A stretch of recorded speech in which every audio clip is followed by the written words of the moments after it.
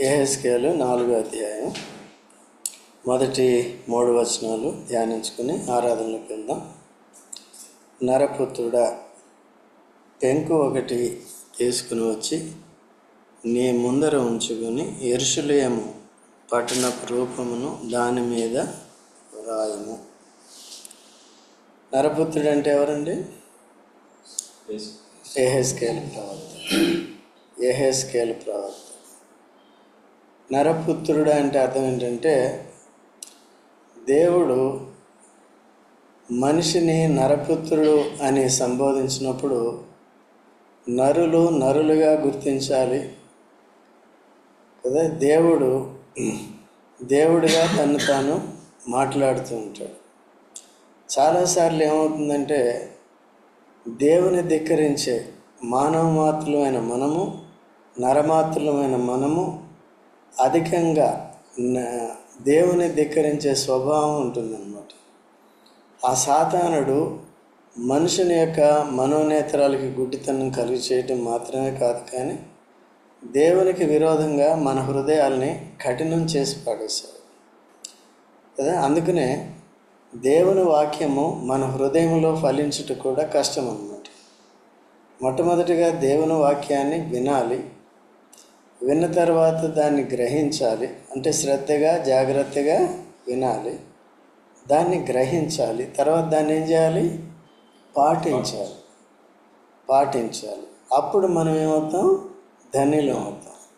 ఒకడు విత్తనాలు విత్తుకుంటూ, యేసుప్రభు చెప్పిన ఉపమానం మార్కు 4వ అధ్యాయం మొదటి 10 వచనాల్లో, ఒకడు విత్తనాలు విత్తుకుంటూ బయలు వెళ్ళాడు. కొన్ని ఎక్కడ పడ్డాయి? కొన్ని ఎక్కడ పడ్డాయి? రాదు. నువ్వు కూడా చెప్పాకిలా. కొన్ని ఎక్కడ పడ్డాయి? ముళ్ళ పొదలు. కొన్ని ఎక్కడ పడ్డాయి?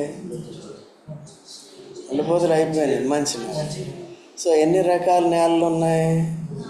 ఒకటి త్రోవ పక్క, రాతి నేల, ముళ్ళ పొద, మంచి నేల. మంచి నేల అంటే ఏంటి?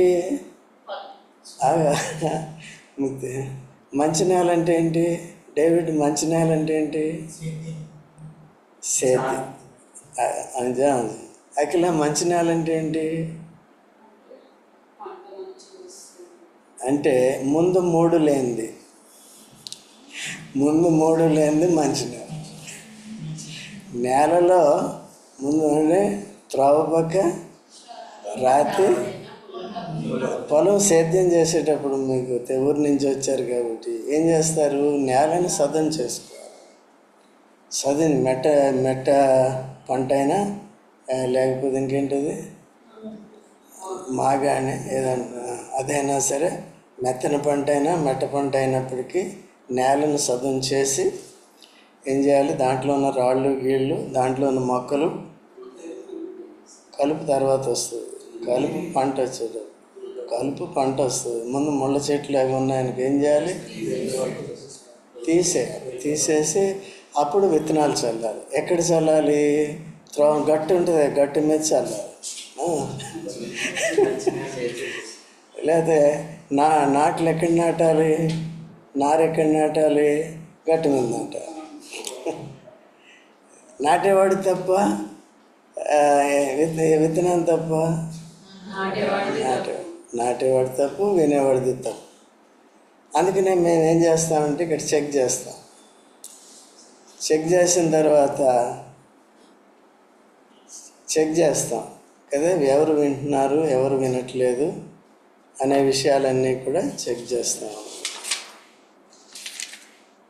ఎందుకంటే ఫలించాలి. ఇప్పుడు ఏంటంటే, you are taking input, you need to give output కదా. అవుట్పుట్ ఏమి ఇవ్వాలి? మనం ఇప్పుడు వర్షిప్ ఇవ్వాలి. నెక్స్ట్ ఏం చేయాలి?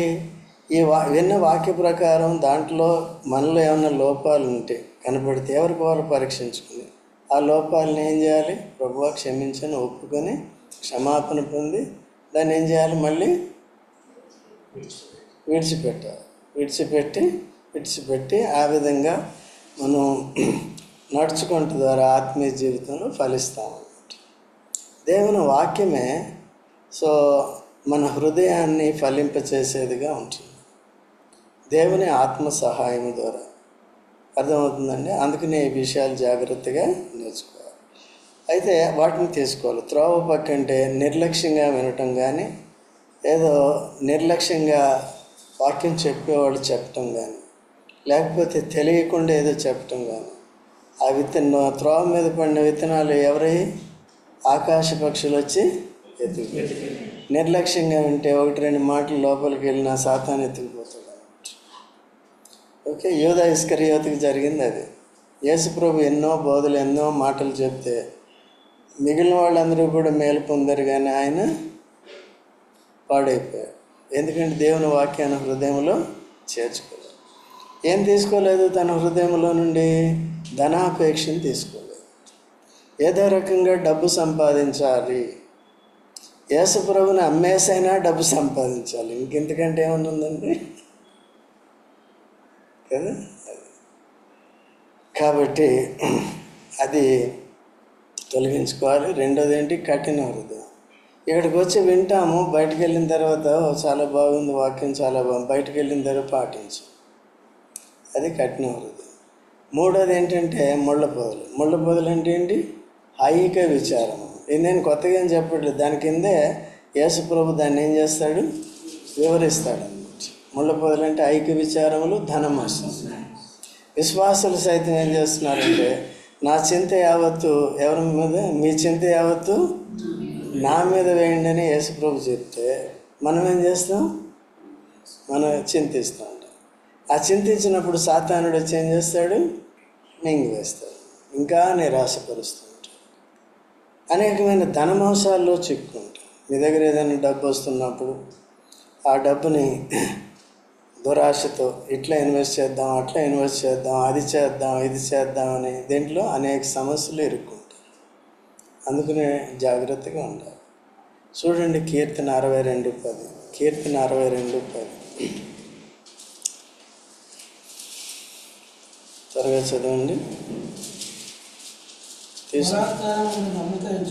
బలాత్కారం అందు నమ్మకం ఉంచండి. వడ్డీ తీసుకోవాలి, బలాత్కారంగా ఇది సంపాదించాలి, అది సంపాదించాలి, వీళ్ళని వాళ్ళని మోసం చేసి అనుకోండి. దోచుకున్నట్టు చేతి పడుకుడి. ధనము హెచ్చినను దాన్ని లక్ష్య పెట్టు. ధనము హెచ్చినను దాన్ని ఏం చేయకూడదు? లక్ష్య పెట్టు. మాది డబుల్ ఇన్కమ్ గ్రూప్ అండి, డిఐజీలు మేమంటే జాగ్రత్తగా ఉంది. డబుల్ ఇన్కమ్ గ్రూప్ కూడా ఇద్దరు వర్క్ చేస్తుంటే జాగ్రత్తగా దాన్ని ఏం చేయాలి? మళ్ళీ వాళ్ళు వచ్చి అప్పులు సొప్పులు అడుగుతూ ఉంటారు, జాగ్రత్తగా ఉండాలి. అర్థమైందండి? ఎవరికైనా మీ స్తోమతను బట్టి ఇవ్వగలిగితే ఇవ్వాలి. వారు ఇవ్వకపోయినా పర్వాలేదు, నేను తట్టుకుంటాననే స్థాయి వరకే మనం వెళ్ళాలి, కానీ దాన్ని మించి ఏం చేయకూడదు. ఇక్కడ అక్కడ షూరిటీలు పెట్టుకోండి. ఇవన్నీ ఎందుకు చెప్తున్నాను? ధనం మోసాల్లో చిక్కుకుంటాం. తీసుకున్నవాడు బాగానే ఉంటాడు, అక్కడి నుంచి మీ ఆత్మీయత పోతుంది. వాక్యం ఎంత చెప్పినా ఏ బాధల్లో వినలేం, హృదయం ఫలించదు. అందుకనే వాటిలో చిక్కుకోకుండా జాగ్రత్తగా ఉండాలి. ఎవరిని అభిమానించొద్దు, ఏ పాస్టర్ని అభిమానించొద్దు, ఏ బంధువుని నమ్మొద్దు. బైబిల్ ఏం చెప్తుందండి? ఇర్మియా 9:4 చదవండి.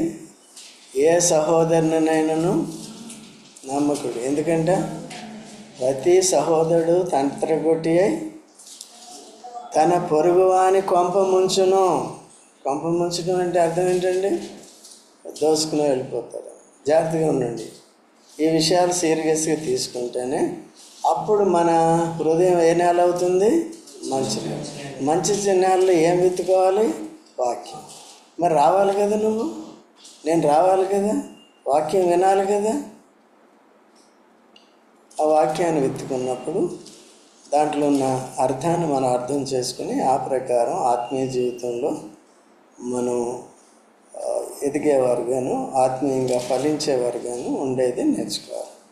సరే, ఇక్కడ నరపుత్రుడా అంటే ఈ యెహెజ్కేల్ అని పేరు పెట్టలేదు. పేరు పెట్టుకుంటే ఏమంటున్నాడండి? నరపుత్రుడు. మనం ఏమనుకుంటాం? నన్ను రివరెండ్ అంటే బాగుండండి, అపోస్తలుడు అంటే బాగుండేదండి, పాస్టర్ అంటే మాస్టర్ అంటే బాగుండేదండి. మన పాస్టర్ మన మాస్టర్ ఎవరు? యేసు ప్రభు. మనం ఎవరు? సహోదరులు. మత్తయి 23లో ఉంటుంది, 7వ వచనం. తర్వాత చూసుకోండి. తర్వాత యోహాను సువార్త 13వ అధ్యాయం 13వ వచనంలో, నేను మీకు ప్రభువును బోధకుడిని అయితే మీరు కూడా నేను చేసినట్టు చేయాలి. నేనేం చేశానండి? నేను ప్రభువుని బోధకుడిని అయ్యండి, నేను మీ పాదాలు కడిగాను. ఎవరి పాదాలు కడిగాడు? యోధా ఇస్కరియోతు పాదాలు కూడా కడిగాడు. ఆయన ఏమైనా మారాడా? పేతురు ఒక్కడే అడిగాడు, ప్రభువా నా పాదాలు నువ్వా కడిగేది? అయ్యంత గొప్పవాడు నువ్వా నాకు అడిగేది? నేను కడగకపోతే నాతో నీకు? మరి మిగిలిన వాళ్ళు ఎందుకు అడగలేదు? వాళ్ళు ఏమన్నీ పట్టించుకోరు. అదే నామకార్థత. పాలిష్డ్గా ఉంటారు. ఎందుకులే ఏదోటంటే మళ్ళీ ఆయన ఏదోటి చెప్తాడు, ఇవన్నీ కామ్గా గడిపేస్తామన్నమాట లైఫ్. అట్లా లేదు. ఉన్నట్టుగా ఏం చేయాలి? If you don't understand something you must try to ask. అంతేగాని బిడియాలు వడియాలు ఇవన్నీ పనికిరావు. జాగ్రత్తగా ఓపెన్గా ఉండాలి. అందుకని మన దగ్గర కొన్ని మీ డౌట్స్ అడగండి అంటే కొంతమంది బోల్డ్గా ఉంటారు, నిజంగా. కొంతమంది ఏం చేస్తారు? కొంతమంది ఎలా ఉంటారు? ఆ మిగిలిన శిష్యుల్లాగా ఉంటారు. ఆ మోడెస్టీ కాపాడుకుంటారు. ఏదో వాళ్ళు అడుగుతారులే, అట్లా అందరూ కూడా ఏం చేయాలండి? జాగ్రత్తగా ఉండాలి. పేతురు అందుకనే మంచోడు అన్నమాట. అందుకనే అంత వీక్నెసెస్ చూపించినప్పటికీ కూడా అతన్ని ప్రథముడిగానే పెట్టాడు. పేతురు, నీవు బండవు, ఈ బండ మీద నా సంఘమును. బండ అంటే స్థిరత్వానికి గుర్తు. అస్థిరంగా ఉన్నవాడిని స్థిరపరిచి తన ద్వారానే సంఘం కట్టాడు. ఒక సువార్త బోధ చేస్తే ఎంతమంది రక్షణ పొందారు at a time? That was the promise fulfilled in his life కదా. అది regarding in case of his ministry అట్లా. సో కాబట్టి ఇక్కడ నరపుత్రుడు అంటే మనం కూడా ఇక్కడ ఆత్మీయ జీవితంలో ఎటువంటి డిజిగ్నేషన్స్ కోరుకోవటానికి వీలు లేదు. అవి కోరుకుంటే మనం ఏదో పెద్దరికం చేయాలి కానీ చేస్తాం అనేది ఉంటుంది. కానీ చూడండి, ఇర్మియాకు కూడా ఒక మాట చెప్తాడు. 45:5 వచనం చదవండి. ఇర్మియా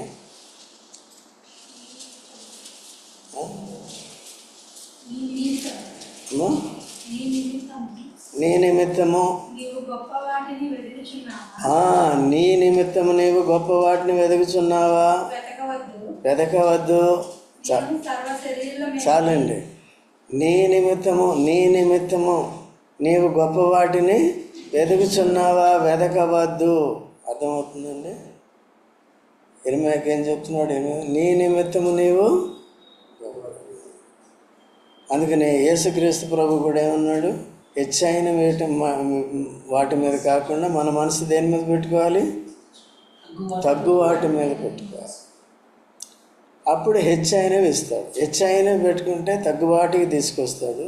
తగ్గుబాటు మీద పెట్టుకుంటే హెచ్చైన. అందుకని దాన్ని పౌలు ఏమంటాడంటే, అడిగి ఊహించిన దానికంటే అత్యధికంగా చేయ శక్తి గల దేవుడు. మనం ఎక్కువగా ఊహించుకుంటే తక్కువైపోతుంది. అట్లా ఊహించుకోకూడదు. దేవుడు ఏది ఇస్తుంది, ఏమి ఇవ్వకపోతే అది. ఆత్మీయ విషయాల్లో అన్నీ ఇచ్చాడు. జాగ్రత్తగా నరపుత్రుడా గుర్తుపెట్టుకోవాలి. రెండోది, ఆయనకు ఒక పని అప్పగిస్తున్నాడు. ఎందుకంటే ఇశ్రాయేల్ని మార్చడానికి మాటతో వారు వినట్లేదు. మాటల్ని చెప్తే అర్థం చేసుకునేవారు కారు. కాబట్టి ఇక్కడ ఏం చేస్తున్నాడంటే విజువలైజేషను వారికి ఇస్తున్నాడు అన్నమాట. పెంకు ఒకటి తీసుకుని వచ్చి నీ ముందర ఉంచుకొని యెరూషలేము పట్టణపు రూపమును దాని మీద రాయి. యెరూషలేము యొక్క రూపాన్ని ఏం చేయాలంటే దాని మీద రాయి. యెరూషలేము రూపాన్ని రాయి. ఇప్పుడు రూపం బాగానే ఉంది. యేసుక్రీస్తు ప్రభు కూడా మార్కు సువార్త 14:22 వచనంలో కూడా ఇక్కడికి వచ్చినప్పుడు ఎలాగుందండి యెరూషలేము రూపం? యెరూషలేము రూపము అక్కడ అది వ్యాపార సంస్థగా అయిపోయింది. గొర్రెలని అమ్ముకోవటం, బలులు అర్పిస్తారు కదా, జంతు బలులు, అంత అమ్ముకునే వాళ్ళు ఎక్కువైపోయారు. అది వ్యాపార సంస్థగా చేశారు. నా తండ్రి ఇల్లు ఏమి ఇల్లు ఇది? దొంగలు గుహ చేశారు. ఇది ఎలా ఉండాలి? ఇది నా ఇల్లు ప్రార్థనా మందిరం. దీన్ని ఏం చేశారు మీరు? అపవిత్రపరిచారు. అందుకనే మనిషి అయిన వాడు, అపవిత్రుడైన మనిషి అన్ని పవిత్రమైన స్థలాలను కూడా అపవిత్రం చేసేస్తాడు. అవిధేయుడైన మనిషి తను తాను కూలగొట్టుకుంటూ పవిత్రమైన స్థలాన్ని కూడా కూడగొట్టుకుంటాడు. ఇప్పటికీ జరుగుతుంది. చర్చిని కట్టేవాళ్ళు ఉన్నారు, చర్చిని కూలగొట్టేవారు ఉన్నారు. చర్చ్ అంటే ఏంటి? గోడలు కాదు. దేనండి? గోడలు కట్టి మిగిలిన వాళ్ళందరినీ పంపేసేవాళ్ళు కూడా ఉన్నారు. అదే గోడలు నాది మందిరం నేను కట్టాను మీరంతా పొందని, అది కూడా చాలా జరుగుతుంది. వాటి జోలికి మనం పోకూడదు. అర్థమైందండి? సో ఇశ్రాయేల్ పరిస్థితి ఆ విధంగా ఉంది. చూడండి, దాని రూపాన్ని ఏం చేయాలి? ఒక స్కెచ్ ఎలాగుంది ఇప్పుడు. మరియు అది ముట్టడి వేయబడినట్లును, దాని ఎదుట బురుజులను కట్టినట్లును, దెబ్బ వేసినట్లును, దాని చుట్టూనున్న ప్రాకారములను కూలగొట్టు యంత్రములున్నట్లును నీవు దాన్ని అని. ఇక్కడే అది ఏ పరిస్థితిలో ఉందంటే అది ముట్టడి చేయబడింది. ఎవరితో? శత్రువులతో. దాని ఎదుట బురుజులను కట్టినట్లును, దెబ్బ వేసినట్లును, దాని చుట్టూనున్న ప్రాకారములను కూలగొట్టు యంత్రములు ఉన్నట్లును నీవు దాన్ని ఏం చేయి? యెరూషలేము ప్రాకారాలు కూలగొట్టారా లేదా? ఈ ప్రవచన ప్రకారం జరిగిందా లేదా? యెరూషలేము ప్రజలందరినీ చెరపుకొని తీసుకుని వెళ్ళిపోయారా లేదా? 70 సంవత్సరాలు వాళ్ళు చెరలో ఉన్నారా లేదా? ఆ సమయంలో ఇది కూలిపోయిందా లేదా? చూసారండి, ప్రవచన రూపంగా వాళ్ళు తెలియజేస్తారు. ఇప్పుడు బైబిల్ అంతటిలో కూడా బైబిల్ అంతటిని ఏమంటామంటే ప్రవచన వాక్యం. ప్రవచన వాక్యం అంటే అర్థం ఏంటి? దేవుడు జరిగిన వాటిని, మనము గతాన్ని చూడలేదు, భవిష్యత్తుని చూడలేదు. భవిష్యత్తుని చూసారా? ఏమవుతుందో తెలుసా? గతం తెలుసా? యేసుప్రభు 2000 సంవత్సరాల క్రితం లోకానికి వచ్చాడు. ఎవరు చూశారు? నువ్వు చూసావా? ఏం అఖిల? ఇక్కడే ఉన్నావా? కొద్దిగా డల్గా ఉన్నావు కాబట్టి నువ్వు చూసావా యేసుప్రభుని? చూడలేదు. మరి ఎట్లా తెలుసు? బయలుపరిచి. ఎవరి ద్వారా బయలుపరిచాడు? 12 మంది శిష్యులు నేర్పి వాళ్ళు చూసారా లేదా? వాళ్ళు రాశారా లేదా? అట్లా. ఓకేనండి. ఇప్పుడు ఆదికాండం, నిర్గమ ఇవన్నీ ఎవరు రాశారు? మోషే ఎప్పుడు వచ్చాడు? ఆదాము అవ్వలను సృష్టించిన తర్వాత 1500 సంవత్సరాలకు వచ్చాడు.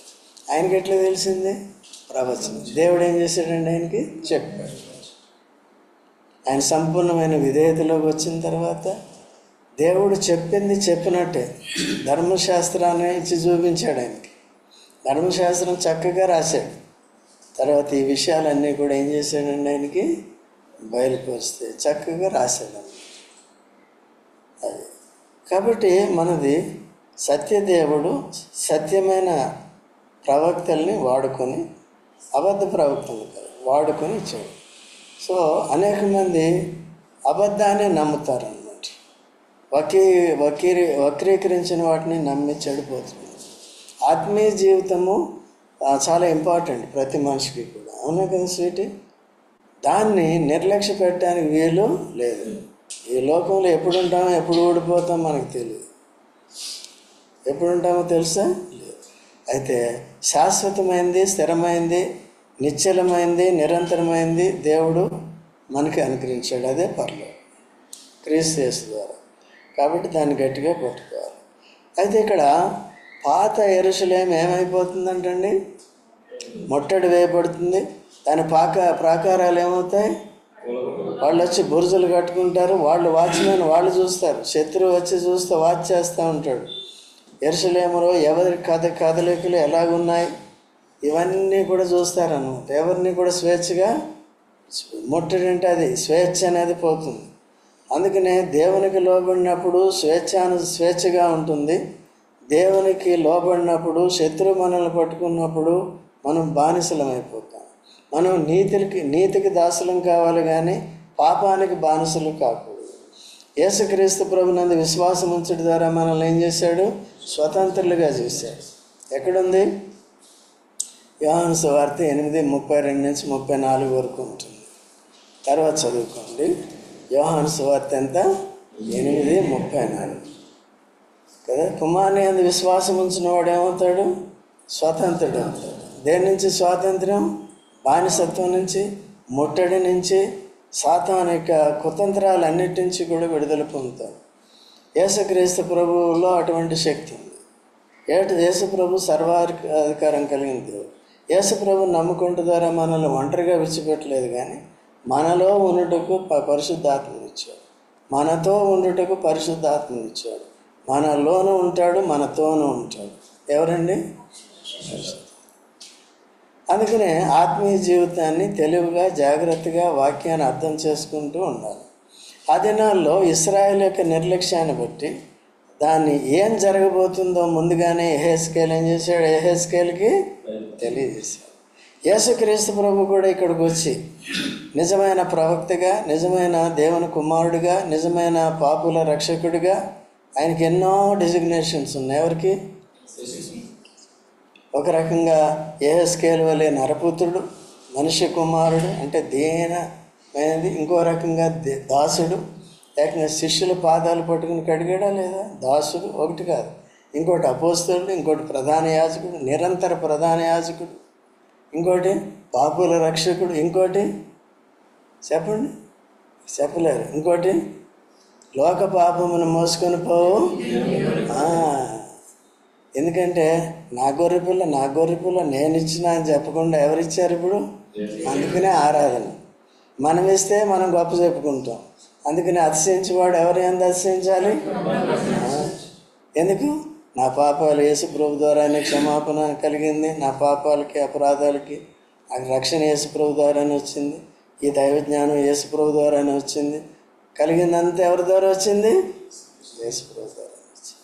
చూపిస్తున్నాడు చూడండి. తర్వాత కనుక బుర్జులు కట్టి ఆ ప్రకారం ఇప్పుడు ఎక్కడి వరకు వచ్చాం మనం? ఆ పట్టణ దుర్గతి ఏమవుతుందో మనం చూస్తూ వచ్చాం. ముందుగానే తెలియజేస్తున్నాం. మరియు ఇనుప రేఖ ఒకటి తెచ్చి నీకును పట్టణమునకును మధ్య ఇనుప గోడగా దానిని నిలవబెట్టి నీ ముఖము దృష్టిని పట్టణం మీద ఉంచుకొనుము. పట్టణము ముట్టడి వేయబడినట్లుగా ఉండును. నీవు దానిని ముట్టడి వేయువాడుగా ఉందువు. అది ఇశ్రాయేలుకు సూచనగా. కాబట్టి ఇక్కడ ఏంటంటే ఇనుము శిక్షకి గుర్తుగా ఉంది. ఇనుము శిక్షకే గుర్తుగా ఉంది. ఇనుప కొలిమి లేకపోతే ఇనుప కాడి. ఇశ్రాయేల్ ఐగుప్తులో ఉన్నప్పుడు ఏ కాడి కింద ఉన్నారంట? ఇనుప కాడి. సో ఇనుప కొలిములో ఉన్నారు. దాని నుంచి ఏం చేశాడు? నీకును ప్రవక్త ఆ పట్టణానికి మధ్యగా ఒక రేకుని ఏం చేయాలి? నిలబెట్టినప్పుడు ఏమవుతుంది? ముట్టడి వేయబడినట్లుగా ఉండను. నీవు దాన్ని ముట్టడి వేయవాడుగా ఉండవు. అది ఇశ్రాయేలుకు. సో ఇక్కడ ఏంటంటే పరిచర్య చేసేవాడు ప్రవక్త సేఫ్ అన్నమాట. ప్రవక్త సేఫ్. కాబట్టి ఒక రకంగా ముట్టడి వేసే వారి స్థానంలో ఈయన నిలబెట్టినట్టుగా మనం ఇక్కడ చూస్తున్నాం అన్నమాట.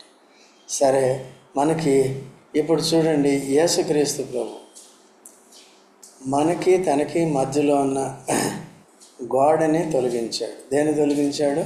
పాపాన్ని తొలగించాడు. ఇంకేంటి? శిక్షను తొలగించాడు. ఇనుపకాడిని, సాతాను యొక్క ఇనుపకాడి నుంచి మనల్ని విడిపించాడు. యేసు ప్రభు ఏం చెప్పాడు? నేను సాత్వికుడును, దీన మనసు కలిగిన వాడిని కనుక నా కాడి ఎత్తుకుని నేర్చుకుని, నా యొద్ద నేర్చుకుని. నాకు చెప్పకండి, నాకు బోధించకండి. ఏం చేయాలి? నాకు నేర్చుకుని, నా దగ్గర నేర్చుకోండి. నేను సాత్వికుడను. సాత్వికుడంటే the person who doesn't resist కదా, అంటే తిరుగుబాటు చేయని వాడు. ఎవరండి? సాత్వికులు ధన్యులు, వారు భూమిని స్వతంత్రించుకున్నారు. చూడరు. అంటే అర్థం ఏంటి? ఒకవేళ ఎవరైనా తిట్టినా, ఒక యేసు ప్రభు ఏం చెప్పాడు? ఒక చెంప మీద కొడితే అట్లా ఇస్తే ఎవరైనా కొడతారా? మళ్ళీ ఏదో 2 దెబ్బలు వేసుకుంటాడు, ఇక్కడ వేస్తాడు ఒకటి, ఇది కూడా కొట్టుకో బాబు అంటే ఈ రెండని వదిలేస్తాడు. అర్థమైందండి? లేదు కొడతావా చూడు అని మళ్ళీ మనం ఎదిరించామనుకో ఏమవుతుంది? మనం కూడా 2 వేసామనుకో గొడవ ఎక్కువ. సో అట్లా లేకుండా జాగ్రత్తగా సో యేసు ప్రభు దగ్గర నేర్చుకోవాలి. ఈ అడ్డుగోడలని, ఈ చెర ముట్టడి అంతా అన్నిటి నుంచి విడిపించి ఇప్పుడు మనల్ని ఒక యెరూషలేములో చేర్చి, మన యెరూషలేము ఏది చెప్పండి? చూడండి, గలతీయులకు రాసిన పత్రిక 4వ అధ్యాయము 22వ వచనం చదవండి. గలతీ దాసి వలన ఒకడు, దాసి అంటే ఎవరండి? హాగరు వలన ఒకడు ఇస్మాయేలు, షారా వలన ఒకడు ఇస్సాకు కదా. దాసి వలన పుట్టినవాడు శరీర ప్రకారం పుట్టెను, స్వతంత్రురాలి వలన పుట్టినవాడు వాగ్దానమును బట్టి పుట్టెను. ఈ సంగతులు అలంకార రూపకముగా చెప్పబడి ఉన్నవి. ఈ స్త్రీలు 2 నిబంధనలై ఉన్నారు. వాటిలో ఒకటి సీనాయి కొండ సంబంధమైనదే, దాస్యంలో ఉండుటకు పిల్లలను కనును. ఇది హాగరు. ఈ హాగరు అన్నది అరేబియా దేశంలో ఉన్న సీనాయి కొండయే. ప్రస్తుత దేశమందున్న యెరూషలేము దాని పిల్లలతో కూడా దాస్యమందున్నది కనుక ప్రస్తుతం అందున్న యెరూషలేము ఎక్కడుందంట? అదే దాస్యంలో ఉన్నది. దాస్య కుమారులు దాస్యంలో ఉన్నారు, స్వతంత్రాల కుమారులు శారా పిల్లలు కూడా ఎక్కడ ఉన్నారండి? దేన్ని బట్టి? అమ్ముకున్నారు పాపానికి. దేవునికి లాయల్గా ఉండకుండా, దేవునికి లోపడకుండా, వాక్యాన్ని వినకుండా, ఆజ్ఞలు వినకుండా, పాటించకుండా వారి దేశాన్ని అమ్మేసుకున్నారు, తాము అమ్మేసుకున్నారు. ఇన్ని కష్టాలు ఎందుకండి? అవసరమా? తర్వాత చదవమ్మా. పైన మనల్ని ఏ యెరూషలేములో పెట్టాడు? సంఘం ఏ యెరూషలేములోకి వెళ్తుంది? పైన యెరూషలేము. సాతాను వెళ్తాడా? కాబట్టి అక్కడ నిషిద్ధమైంది ఏది కూడా. అట్లయితే యోబు దినాల్లో ఎట్లా వెళ్ళాడు కదా? యోబు దినాల్లో దేవదూతలు వెళ్ళినప్పుడు వెళ్ళాడు. యోబు దినాల్లో యోబును శోధించడానికి వెళ్ళాడా లేదా? దేవుని దగ్గరికి వెళ్ళాడా లేదా? తెలీదా? తెలుసుగా, వెళ్ళాడుగా. ఎట్లా వెళ్ళాడు? మిగిలిన దేవదూతలు ఎందుకు ఒప్పుకున్నాయి? వెలుగుదూత వేషం వేసుకుని వెళ్ళాడు. అందుకనే పౌలు అంటాడు, ఏమంటాడు? మనకి మరుగైన వాటిని అన్నింటినీ కూడా చాలా వరకు పౌలు కూడా వాటిని బయలుపరిచాడు. అవి కూడా మా దూత అనుకుని అక్కడికి వెళ్ళిపోయిన తర్వాత నేరుగా దేవుడి దగ్గరికి వెళ్ళిపోయి యోబు సంగతి తెలుసా అంటాడు. సరే ఎలాగ వచ్చినావు, అంతకుముందు ఇక్కడ ఉన్నవాడవే కదా అని, సరే శోధించుకో అని చెప్పాడు. శోధన కొరకు ఆనందించాడు. సాతాను ఇప్పుడు ఏదైనా తోటలో ఇప్పుడు సర్పాన్ని ఎవరు పెట్టారంటే ఏం చెప్తాం? సాతాన్ని ఎవరు పెట్టారంటే ఏం చెప్తాం? అది కూడా రోమేలకు రాసిన పత్రిక 9వ అధ్యాయం 11వ అధ్యాయంలో కూడా ప్రతి దాన్ని దాని పని కొరకు నియమించారు. సాతాన్ని ఎవరు పెట్టారంటే దేవుడే పెట్టవలసి వచ్చింది. ఎందుకంటే సబ్జెక్ట్ టెస్ట్. నీతిమంతులు ఎవరో, విధేయులు ఎవరో, అవిధేయులు ఎవరో తెలుసుకోవాలంటే ఎవరండి? శోధించాలి. ఇప్పుడు ఫరోని ఎందుకు నియమించానంటే ఏమంటాడు దేవుడు? నా బలం అతని ద్వారా నా ప్రజలకి చూపించడానికి. ఓకే, ఇప్పుడు ఫరో బలం ఎక్కువ, దేవుడి బలం ఎక్కువ?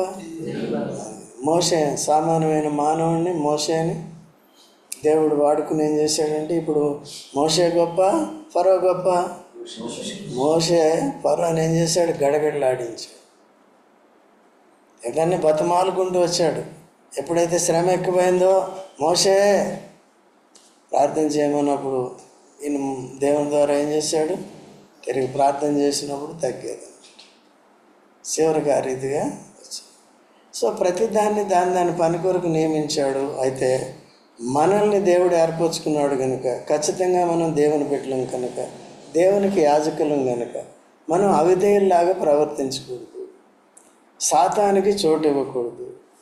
వారు కూడా ఆదామవ్వలు అక్కడ తెలుసు, మంచి చెడ్డల తెలివినిచ్చే వృక్షం. హవ్వ ఎవరికి లోబడాలి?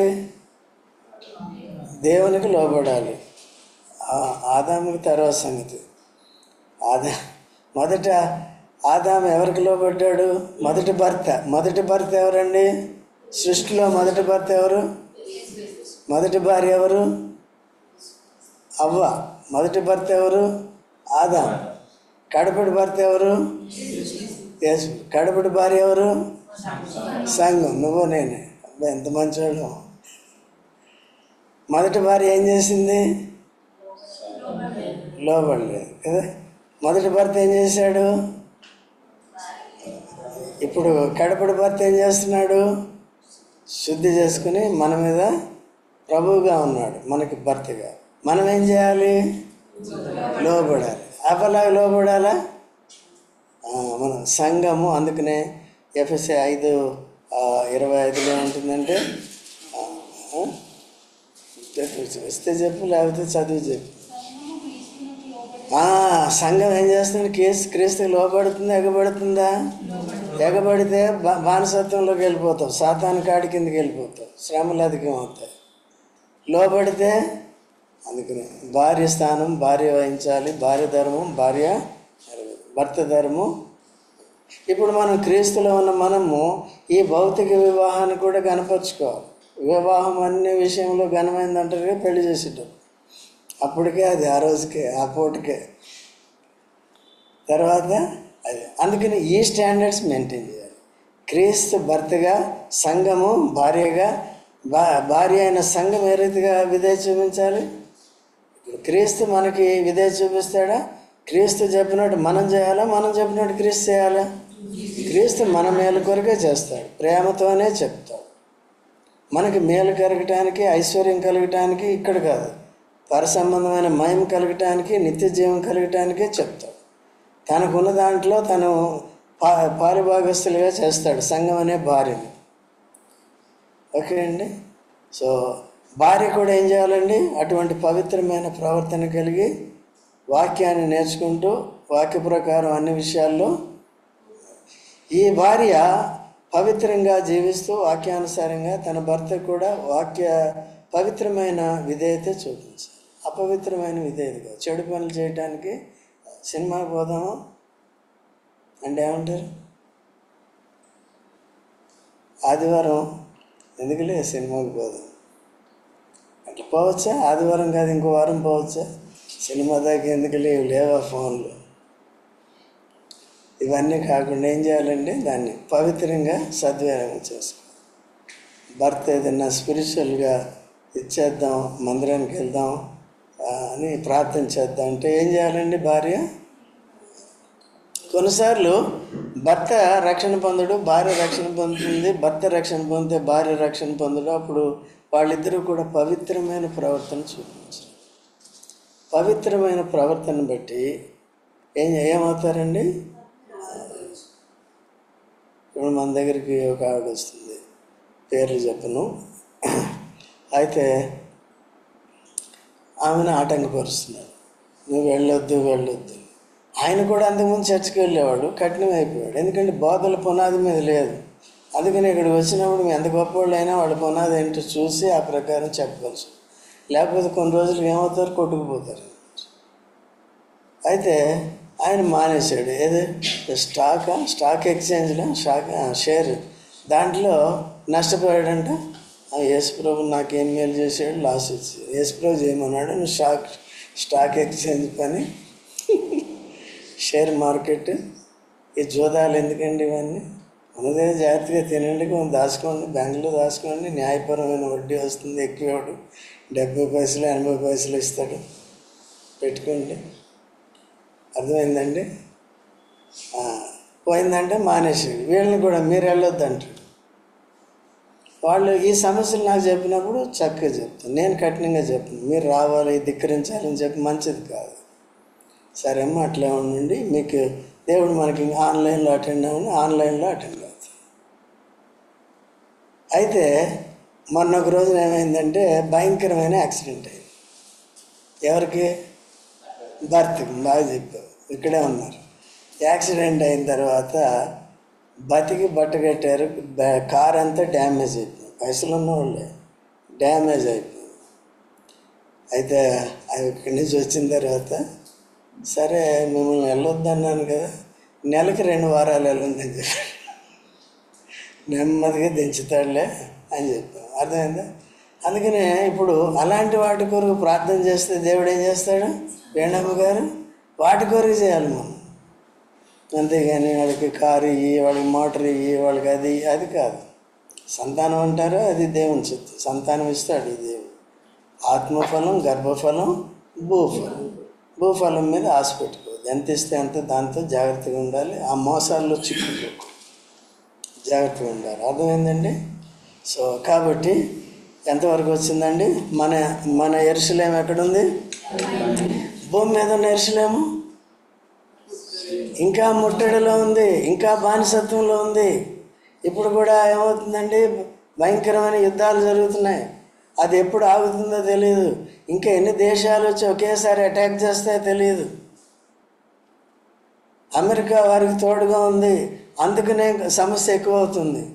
ఎందుకు? రష్యా వాళ్ళ సైడ్ ఉంటుంది, చైనా వాళ్ళ సైడ్ ఉంటుంది. వీళ్ళందరూ కలిస్తే ఏమవుతుందండి?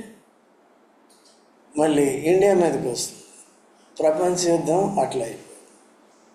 అయితే యేసుప్రభు రెండోసారి వచ్చి మనం వెళ్ళిపోయిన తర్వాత ఏం జరిగినా పర్వాలేదు, అందుకనే కొద్దిగా జాగ్రత్తగా ఉండాలి వద్దా? సో ప్రార్థన చేసుకుందాం, ఆరాధన చేసుకుందాం.